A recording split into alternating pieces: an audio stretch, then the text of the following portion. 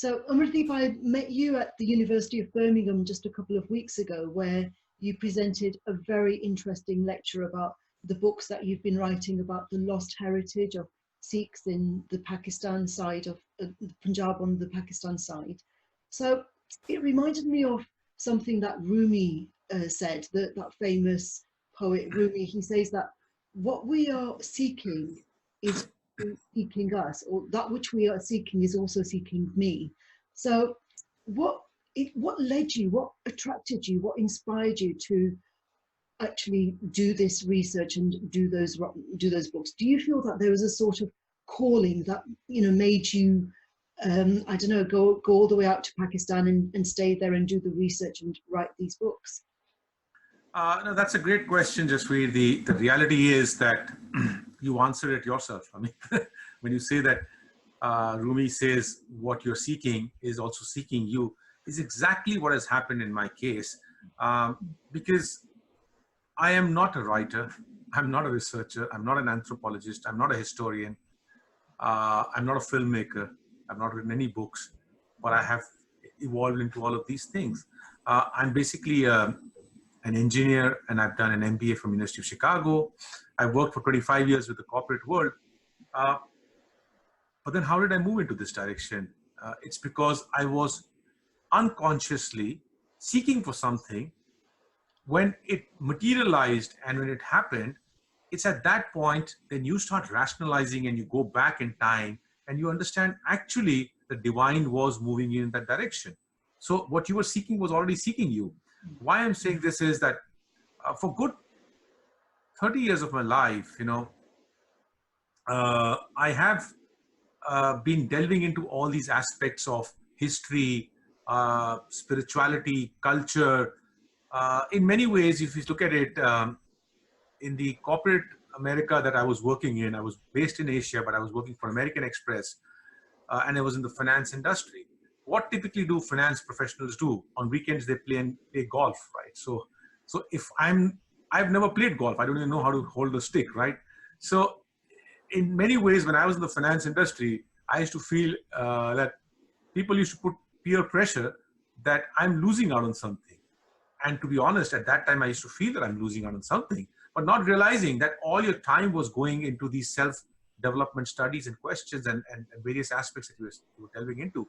At some point, I delved into photography, and then I started writing for magazines. It's basically when I left American Express, I didn't realize at that point. I think now that I can see the seeding was already done and you were matured, that what you were seeking started seeking you, and you were put on this path to go into Pakistan to just question certain things that were in your mind. And the question that I was posing is, why is it that the community has forgotten these glorious chapters? And rest is all history. Right. And Pakistan, the Punjab side, it's the land of our ancestors. And so there's this other school of thought that the unconscious, the ancestors speak to us through our unconscious. And it's almost as though we have to finish off the work that our ancestors didn't get to complete. Do you feel that there was an element of that when you found yourself back in the Punjab and doing this research, did you feel that it was almost as though you were being called there by the ancestors who wanted you to complete the work that they would have wanted you to do? So I think in the past, spiritually, in the past, the present is connected with the future, right? So both the angles are connected, and you just happen to be present at a point of time to execute something. I think, yes, there are voices which connect you into the past and guide you into the future. When you say your ancestors were guiding you, let me put it this way. If you see my documentary that I've done, Peering Soul, in the last section, in the last 1.5 minutes of the documentary, I'm presenting a conversation that I'm having with a abandoned Gurdwara building in one of the remote villages of Pakistan, right? And that the structure is posing some questions to me. And that question is getting answered from within me, and I'm putting it in the documentary as the ending part of the anchor statement. Mm-hmm. Yes, if bricks and mortars can speak to you, unknowingly something is pulling you inside it, and they're speaking to you, they're guiding you. But then I say, it's not just the ancestors, our DNAs are all connected. And I say, if not for the people of Pakistan who embraced my pursuits, I would have been nothing. So even if there's a driver out there, or if the friend who happened to become a friend in a remote village because I was there, all of them, I feel, are the souls of our collective past. In some ways, those energies have come together to enable this. Without them, we would never be able to achieve anything. Yeah. And the work that you're doing is highly creative, and I've seen your books and they are of very high quality. And in constructing this, I had a brief conversation with you just before one of your lectures, that in creating this legacy in the form of a book, the book itself has power. The fact that you've put all these photographs together in a book, that in itself exerts a powerful influence. But sometimes that powerful influence can be negative as well as positive. You gave an example of a gurdwara that had been whitewashed, just covered, all the frescoes were covered. So can you explain a little bit about that? So if I understand the question is about the influence of the positivities and negatives in your pursuit that you're doing, right? That's right. Let me give it from the perspective that if you see my first book, Lost Heritage, The Sikh Legacy in Pakistan, I've done two books, Lost Heritage, The Sikh Legacy in Pakistan, where I'm actually covering 36 villages, the remnants of the Sikh legacy. The second one is called The Lost Heritage, Sikh Legacy in Pakistan, in which I've addressed the question, the first book, right in the smack center of the book, there's a chapter called A Bloodied Bridge, right? Now, the word bloodied itself has got a very negative sense of heading inside it, right? But it's a fact of history that my forefathers, my extended family, in 1947, we were from the region of Kashmir, and post the 1947 division of Punjab, the Kashmir problem starts really in October 21st, 22nd September, 21st, 22nd October, when the tribal invaders invade the first city of Kashmir on the western side called Muzaffarabad. And there's a huge massacre that happens there, right? In which a lot of members of my family, my wife's, so my mother-in-law's both parents were all killed in that massacre. Mm-hmm. Now, this massacre happens in the in Muzaffarabad, and basically my quest took me to that bridge because I was asking a question to myself that can I pick that soil from there and pass it down to my next generation, right? To our young daughters, right? But when I went there, how the negative and positive comes in is I picked up the bridge, the soil from under that bridge. I picked it up, I put it in a plastic envelope, and then something within me spoke. Why am I doing this? Why is it that I want to actually extend the potential closure that I'm looking for, a personal closure, which I was not impacted with. My forefathers were impacted by it, but I'm trying to seek a closure on their behalf. Why do I want to pass that negative memory to my next generation? It is not going to solve anything. Some people made a mistake at that point of time, but what we need to pass is the positive stories. And at that point, I emptied the packet and I left the soil there itself. To me, positivity was that I left the soil there because what it allowed me to do was come back and not be focused on the soil and the closure for me, but looking at the potential for the community, because then you got on to writing and documenting what you had seen, resulting in 2 books. And then I did the 2 documentaries, Peering Soul, Peering Warrior, and the whole web has kind of emerged from that basic awareness that you need to be positive in your attitude at that point of time. I think had I carried the soil back, the negativity would have curtailed my ability to not see beyond. That's an excellent point. The distinction between land, attachment to the soil, and creating a new legacy, the books, I'm sure your daughters will benefit immensely from the fact that you've created that legacy through the books rather than that piece of soil that you might have carried for them. Yeah.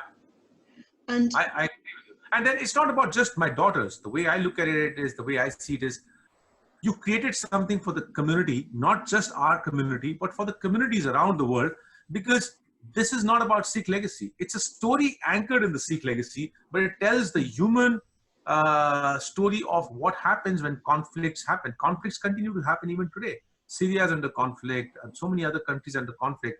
What happens to legacies, heritage, communities' evolvement, right? You need to look at it, works like these, to understand what happened to others, to understand what potentially could happen to in the present times, right? The reason I made that comment, Amardeep, is because it reminded me of a friend of mine from Turkey who said that he would die protecting his land. You know, the Turkish are very, very attached to the land and to their identity as being Turks. And he said he would die fighting for his land. And I said, I wouldn't, you know, those are not my values. I wouldn't want to die for land. I would die for my family, but not for land. You know, so it depends on like what our values are, and some, like a lot of the Sikhs left the Pakistan side because they, you know, obviously they valued their lives more than the land that they had been farming for centuries. So, you know, that reminds me of that, the fact that the Sikhism, this religion emerged from a rural society where most of us were farmers, and nowadays a lot of us have moved away from our, you know, the land of our ancestors, and we are professionals and we live all over the world. So, you know, how has that changed the way in which we pass on legacies to the next generation? So can I just, before I address that question, I just had a thought based on what you just said right now about dying for something, right? Can I, if you can allow me to just add an interjection there, can I do that? Yes, of course. Yeah. So the way I look at it is, people are willing to die for any attachment, right? Kabir and Nanak in Granth Sahib say that to be attached to something is by itself a death of consciousness, right? I mean, the essence is that, do you, at the lowest level, I'll say you die for your family. The next level, people say, I'll die for my country, right? The next level, people say, I'll die for XYZ. But the question really is, can we die for humanity? Can we die for last 5 years of my life that I'm living, which is at a bare minimal sustenance level, nothing really to support you financially. But every moment I experience death, because it's the death of your desires, of your other aspects that you are dealing with, because that deathbed allows you to rise above and make something for humanity. And to me, in that death is the sprouting of your awakening or your consciousness. To me, I think that's the way I look at it. Gurbani teaches us that. So you have to rise above. Attachment is what we have to give up. Well, that's to do with altruism. You know, what you're talking about, for the last 5 years, you have been on this journey and you are developing the, you know, I mean, it's altruism, isn't it? You're serving others at your own expense sometimes. Yeah, I agree with you. And it's I sometimes say that I thank God that you've given me an opportunity of experiencing life from two extreme spectrums of the world. When I was in the corporate world, it was all about self. It was all about dollars, cents, about your career growth. And then suddenly everything vanishes. It's nothing about yourself. It's about everything else on an altruistic purpose. So I think I'm fortunate that God has allowed me this ability to witness in this one lifetime the two ends of the spectrum, because I think everyone should experience that. Because makes life much more meaningful, right? So I think we can probably go to your next question. If you can just repeat that once again.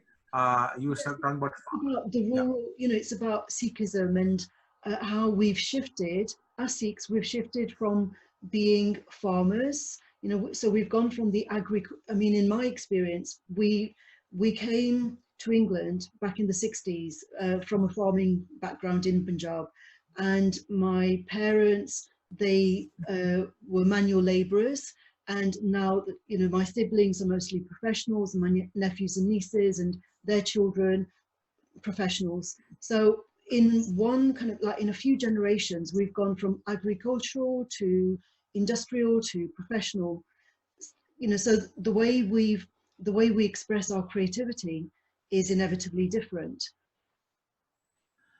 So I think the first thing, Jaspreet, I would like to put a bit of my perspective on this assumption that the Sikhs come from primarily an agricultural domain, right? Because I did say this in my talks in the University of Birmingham also, that when we tell where are the Sikhs from, we show typically the map of East Punjab on most of the things, right?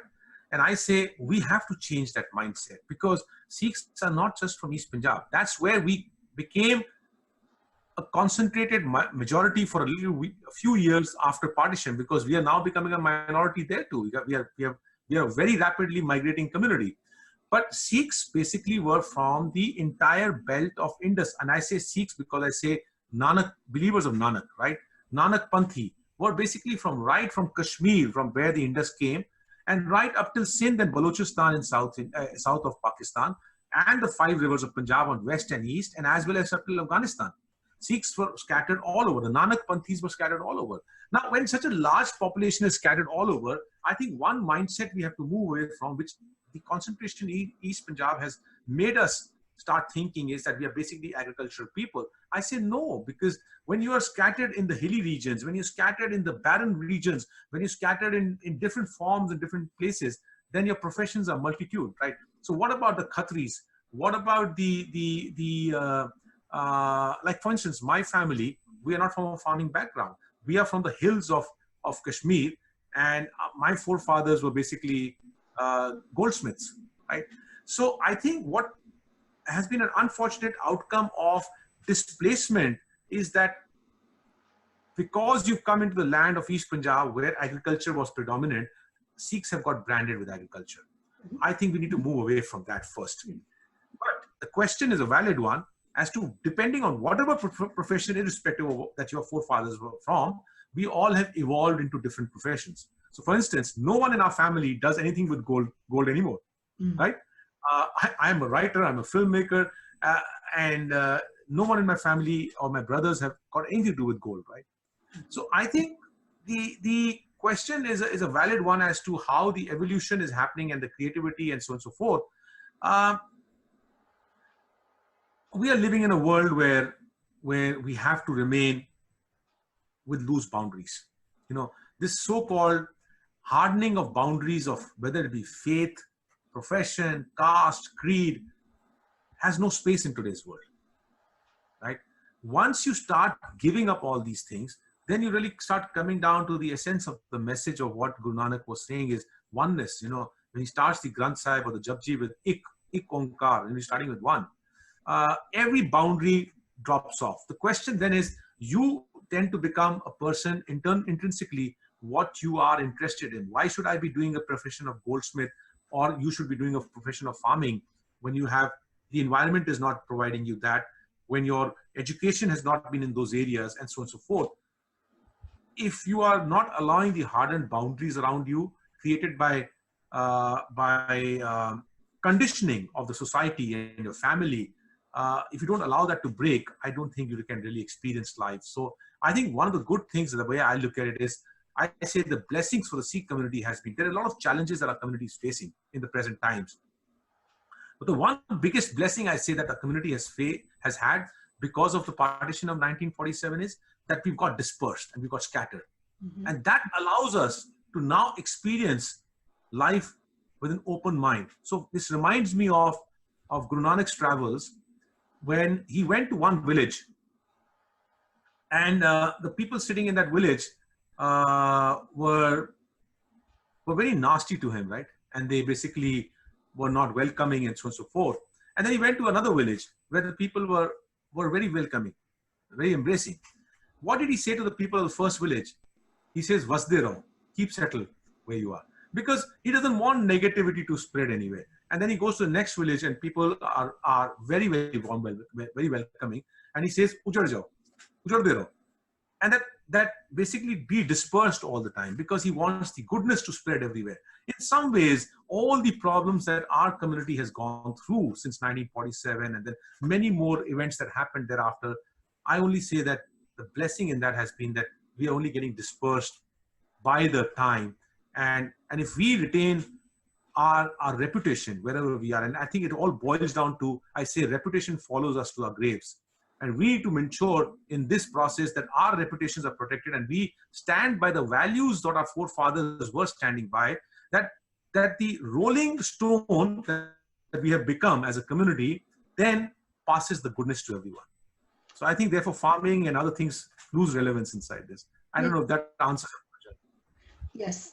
The thing is that, yes, regardless of which community we came from, I come from an agricultural background. And so in the past, land would be passed on, you know, through the generations. Yeah. And in your case, coming from the goldsmith tradition, the skills would be passed on from generation to generation. Yeah. But nowadays, as you say, we have much, you know, more choices. We're not living in the land of our ancestors. We're not following the same traditions. We're not using the same skills and expertise that they passed down to us. Education is more widely available, whereas it wasn't, you know, even 100 years ago, it wasn't widely available, not to females anyway. You know, education was more restricted. So nowadays we're looking at digital heritages, you know, so what we're passing on is not land, it's not titles, it's not the skills of our ancestors, but it's what we're creating now. And, you know, so the fact that you're creating these videos and these books, you know, we've got no idea at the moment how it's going to have an impact on what the next 50 years or the next 100 years, you know. What are your thoughts about that? And then just to add on that thought, and then coming to the content, you look at the generation that is living today. I stay in a very highly densely country state of Singapore, right?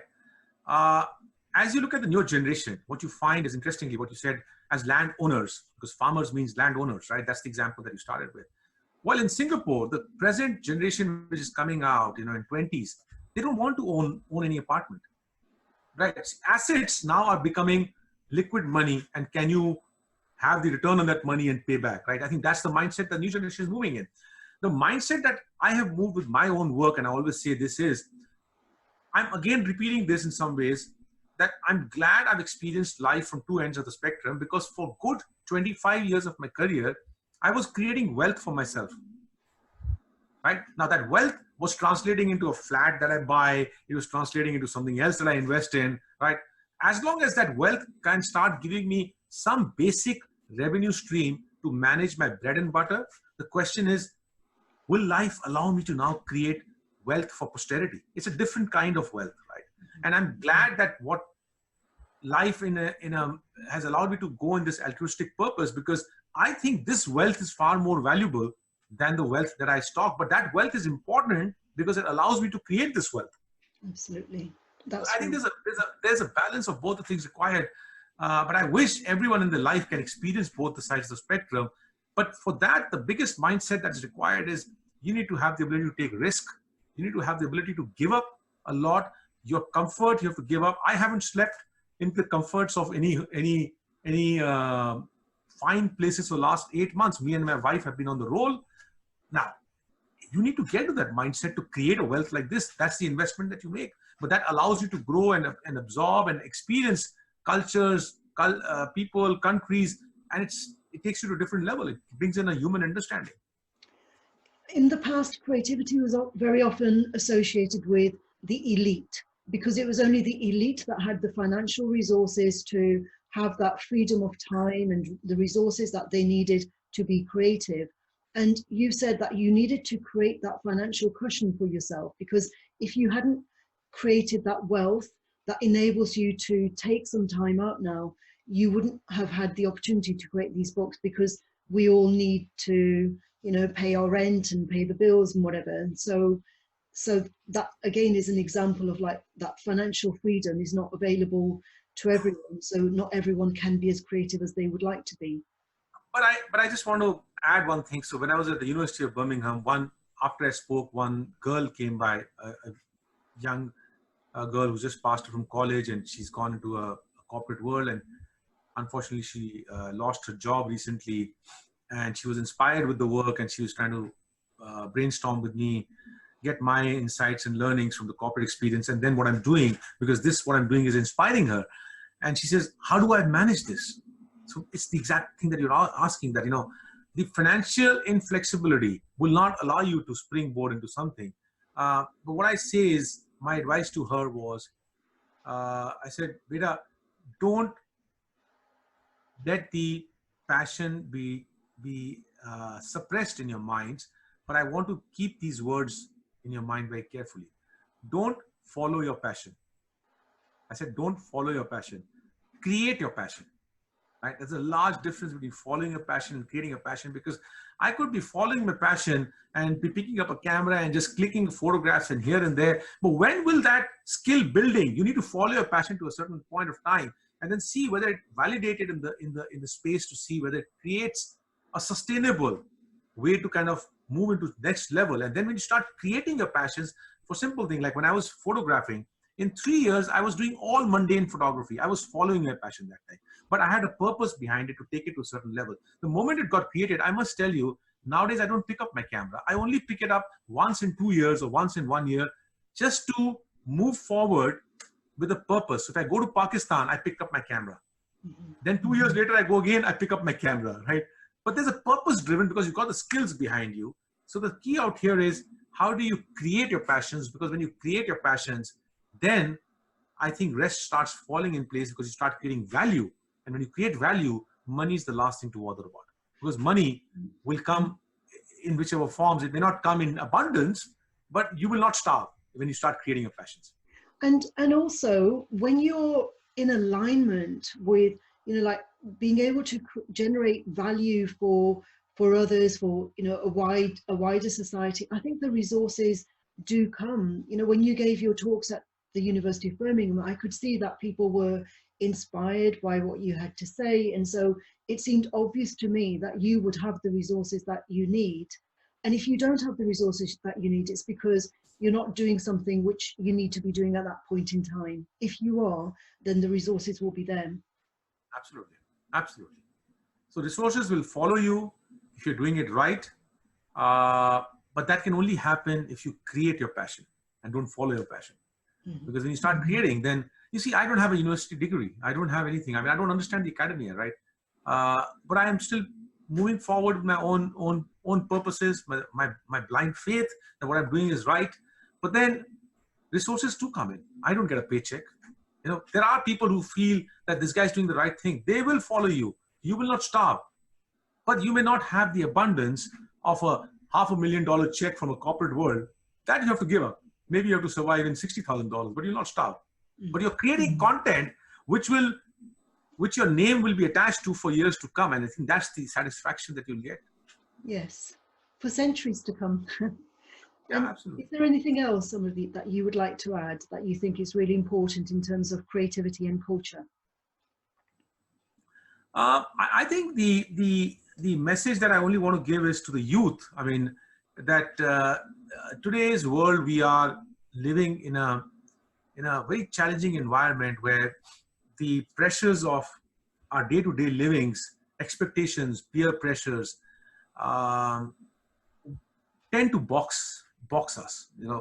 We are born unconditioned. Sky is the limit, and then the expectations around us start curtailing us. I would say the message to the youth would be patient, keep chugging along. You can't give up one thing. The message I'd never give is that, follow your heart. Heart has to be inculcated to a point. It has to be fed to reach a point where then you start following it, right? So you have to do your day-to-day job. I take my example. I mean, I'm an engineer. I'm an MBA from the University of Chicago. I've struggled through the whole thing. I've made a career from a salesperson in American Express, from a shop floor engineer in Larsen & Toubro in India, going up to American Express and becoming the Asia Pac revenue management head, right? You've struggled through the whole thing. You've gone up, but it's taken me 25 years. After 25 years, what you've done for those 25 years has sprouted. So what I'm trying to say is that whenever you're doing your 9 to 5 or whatever you're doing, if you want to have a bigger purpose in life, maintain those side altruistic purpose, side activities, whatever your heart connects with, keep doing it, because you don't know what's the purpose of your life. Let life surface at the right moment. That's the only message I would give. Okay, excellent. And I know that you're traveling to do the documentary about the allegory. Do you want to say a little bit about that? So, so just to summarize this whole thing, I mean, we've done in the past 2 books on the Sikh legacy in Pakistan, researching across 126 cities and villages, which happened by chance. Then we got into these 2 documentaries, Peering Soul and Peering Warrior, to document the remnants of the Sikh legacy, spiritual and martial. Somehow this work has kept me busy for good about 4.5 years, right? But it's become the foundation on which I'm posing again a next question. Every such work I've done, whether the books or it be the 2 films, have been anchored on certain questions that I used to ask for the books. The question was, why is it that the present generation has forgotten the glorious chapters that turned in the lands in our history, that 80% of it fell into the areas that became Pakistan? Why is it that the present generation at best can only think about visiting the 3 Gurdwaras, Nankana Sahib, Panja Sahib, Kartarpur Sahib, or at max go to my father's place or my mother's place? Nothing beyond that. When you ask those probing questions, answers are flung upon you, because what I've discovered in this whole journey is not just the remnants, perhaps tangible remnants, but the intangible aspects, the vast population of Nanak Panthis out there. It's a repository of information that has opened up. But these 2 works, the films and the books, became the foundation which led me to ask another question. And that question that I posed was last year, and it's been embedded inside my mind, but everything takes time to surface. And the question I was posing is that Guru Nanak traveled for the oneness of mankind, right? And he traveled with his Muslim companion, Bhai Mardana. It's an interfaith journey that he did. There were no Gurdwaras that time. He was traveling from country to country, I mean, geography to geography, which today stands divided into 9 sovereign nations. And 70% of the area that he traveled to is today in conflict zones. Us and our people cannot visit in these places, right? So the question then is, why is it that the biggest production houses like BBC and the others have found it worthwhile to create a documentary on Alexander the Great, and his only greatness was to kill people and expand territories? Genghis Khan, only purpose to expand territories and kill people. Marco Polo, only purpose for trade. And here's a man who's traveled for oneness of mankind, and none of these production houses have found him or his travels worthy enough to make a documentary on it. Right? It's a big subject. Now, that then posed, that question hurled me towards the journey, which started from the 11th of Jan this year. And we are making this documentary called Allegory, a Tapestry of Guru Nanak's Travels, in which we are going through the 9 countries documented in the Puratan Janam Sakhis. We're just following the Puratan Janam Sakhis. And as we're traveling through these countries, going through the conflict zones, the last of the conflict zone countries where we are leaving tonight is Iraq. Once we come back from Iraq, we have finished the mapping of all the Guru Nanak's travels. Like in Pakistan itself, there are 45 sites associated with him. In Afghanistan, 17 sites, right? We would have finished, when we come back by first week of September, finished all the conflict zone countries. And then we just have the non-conflict zone countries, Bangladesh and India, to cover. Once we've done this, we're expecting to be able to churn together 600 minutes of content. There are 150 plus sites across these 9 countries. And even if you give 4 to 5 minutes a site, you're talking about 600 plus minutes of content, which probably we will put forward in an episode-based narrative and give it to the world as a content for posterity, like we've done in the books and the documentaries of the past. I look forward to seeing that very soon. Thank you so much. Okay, thank you very much. Safe travels. Thank you so much. Thanks for your time. Okay, bye for now.